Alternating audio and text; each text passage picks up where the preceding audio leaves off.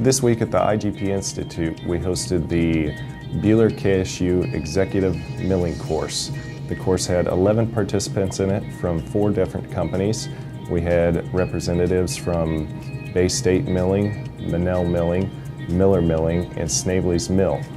The course covered many topics throughout the week, including details about the wheat structure and kernel, details into the cleaning system, conditioning system, and all of the milling machines.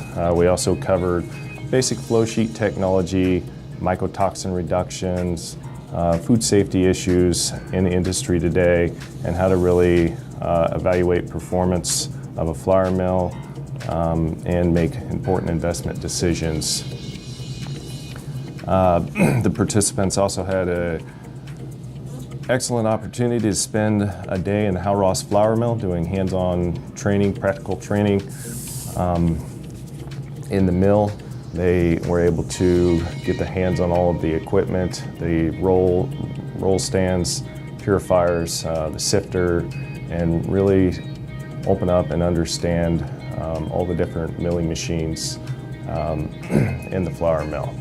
I think the ability to actually get out and see things happen. There was a lot of theory explained in the classroom, but to go out and see it practically put into practice was probably a huge benefit.